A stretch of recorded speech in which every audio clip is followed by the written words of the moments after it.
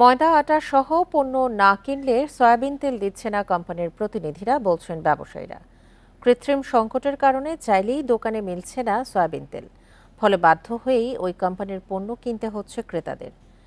এই অবস্থা চলতে থাকলে রমজানে সংকট আরও বাড়ার শঙ্কা ব্যবসায়ীদের। দেশে ভোজ্য তেলের বাজারে সংকট কাটছে না কিছুতেই। বরিশালের বাজারে মিলছে না বোতলজাত সয়াবিন তেল। লিটার প্রতি ১৭৫ টাকা হলেও খোলা সয়াবিন বিক্রি হচ্ছে ২০০ টাকায়। দোকানিদের অভিযোগ, বাজারজাতকারী প্রতিষ্ঠানগুলোর তেলের সঙ্গে একই কোম্পানির চাল আটা না নিলে মিলছে না বোতলজাত সয়াবিন তেল। ৭৫ টাকার জিনিস ২০০ টাকা কিনতেছে, কিন্তু তাও বোতল পাচ্ছি না। ১ কেজি তেল ছেলে বলে আপনি আটা নেন, সুজি নেন, চিনি নেন। আটা সুজি দিয়ে আমি কি করবো? সিলেটের কালীঘাট, বন্দরবাজার, লালবাজার ও কাজির বাজারের প্রায় সব দোকানেই তেলের সংকট। রমজান উপলক্ষে এ সংকট আরও বাড়ার শঙ্কা ক্রেতাদের।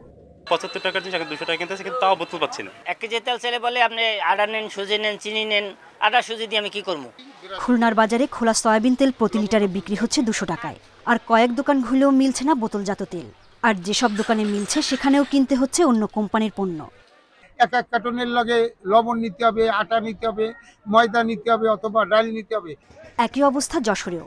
ব্যবসায়ীদের অভিযোগ, তদারকির অভাবে কৃত্রিম সংকট তৈরি করছেন আমদানিকারকরা। কোম্পানির লোককে যখন আমরা অর্ডার দিই তখন বলে, ভাই সয়াবিন তেল স্টকে নেই, ওর পরিবর্তে একটা আছে পাম অয়েল, যেটাকে বলা হয় সুপার, ওইটা আমাদেরকে দিচ্ছে, তাও প্রয়োজনের তুলনায় অপ্রতুল। চাঁদপুর ও হিলিতেও সংকট কাটেনি সয়াবিনের। কোনো দোকানেই মিলছে না বোতলজাত সয়াবিন তেল। বাড়তি দামে বিক্রির অভিযোগ পেলে ব্যবস্থা নেওয়ার কথা জানিয়েছেন উপজেলা নির্বাহী কর্মকর্তা। তেলের একটা কিন্তু খুচরা মূল্য থাকে, সেই খুচরা মূল্যের মধ্যে থেকেই বিক্রি করতে হবে, তার বাইরে বিক্রি করার সুযোগ নেই। যদি এরকম অভিযোগ পাওয়া যায়, সেটা মোবাইল কোর্টে জরিমানা সহ যে ব্যবস্থা নেওয়া যায় সেই ব্যবস্থা নেওয়া হবে। সয়াবিন তেলের সংকট কাটাতে বাজার তদারকি বাড়ানোর কথা বলছেন ক্রেতা বিক্রেতারা। সোহেলি জাহান, ইন্ডিপেন্ডেন্ট নিউজ। এ বিষয়ে আরও জানাতে সিলেট থেকে যোগ দিচ্ছেন আমাদের সহকর্মী রানা মজুমদার। রানা, সিলেটের বাজারগুলোতে সয়াবিনের সরবরাহ কি স্বাভাবিক আছে? ক্রেতা বিক্রেতারা কি বলছেন?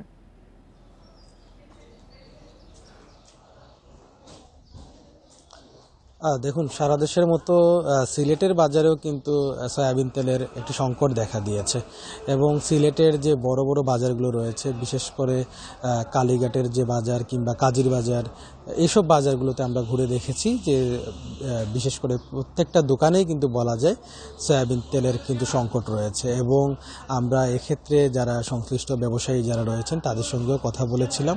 তারা জানিয়েছেন যে গত এক সপ্তাহ ধরে তারা কিন্তু তেলের যে পরিমাণ চাহিদা রয়েছে বাজারে, তার থেকেও কিন্তু তারা অল্প পরিমাণ পাচ্ছেন এবং কোনো দোকানদার কিংবা ব্যবসায়ী এটাও জানিয়েছেন যে তারা কিন্তু একেবারেই কোম্পানির কাছ থেকে কিন্তু তেল পাচ্ছেন না।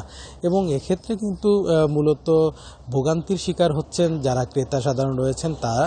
কারণ ক্রেতারা বলছেন যে তারা যে পরিমাণ তেল তাদের প্রয়োজন হয়, কারো যদি ৫ লিটার তেলের প্রয়োজন হয়, সেক্ষেত্রে কিন্তু দোকানদার তাদেরকে সেটি দিতে পারছেন না। অনেক ক্ষেত্রে ১ লিটার দিয়ে দেওয়া হচ্ছে তাদেরকে। এবং এছাড়াও আরেকটি গুরুত্বপূর্ণ বিষয় হচ্ছে যে এই শুধুমাত্র তেল কিনতে গেলে কিন্তু যারা ক্রেতারা রয়েছেন তারা শুধুমাত্র তেলই কিনতে পারছেন না, তেলের সাথে প্যাকেজ হিসাবে অন্যান্য আনুষঙ্গিক বেশ কিছু পণ্য তাদেরকে চাপিয়ে দেওয়া হচ্ছে, এগুলো কিনে তাদেরকে কিন্তু তেল কিনতে হচ্ছে।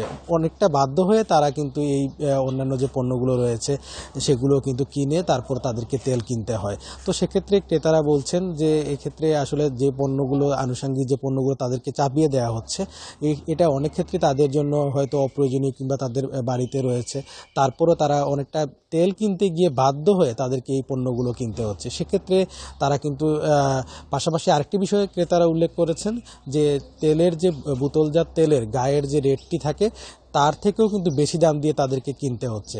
এবং তারা মূলত খুব জানিয়েছেন এই জায়গাটিতে যে তারা বোতলজাত সয়াবিন তেল যখন তারা কিনতে যান, সেটি যখন তারা বেশি দাম দিয়েও কিনতে যান তখনও কিন্তু তেলের একটি সংকট রয়েছে। তো এক্ষেত্রে আমরা কথা বলেছিলাম যারা ব্যবসায়ী সংশ্লিষ্ট যারা রয়েছেন, চেম্বার অফ কমার্সের যারা সদস্য রয়েছেন, তো তারা বলছেন যে তারা কিন্তু আসলে চেষ্টা করছেন যে রমজানের আগে যেন কোম্পানিগুলোর সাথে কিংবা ব্যবসায়ীদের সাথে একটি সমন্বয় সভার মাধ্যমে এই যে একটি সংকট তৈরি হয়েছে যাচ্ছে কিংবা বাড়তি দামে যে বিক্রি হচ্ছে সেগুলো প্রশাসনকে সাথে নিয়ে কীভাবে মোকাবেলা করা যায়। এবং এক্ষেত্রে ক্রেতারা বলছেন যে প্রশাসনের কিন্তু একেবারেই ভূমিকা নীরব।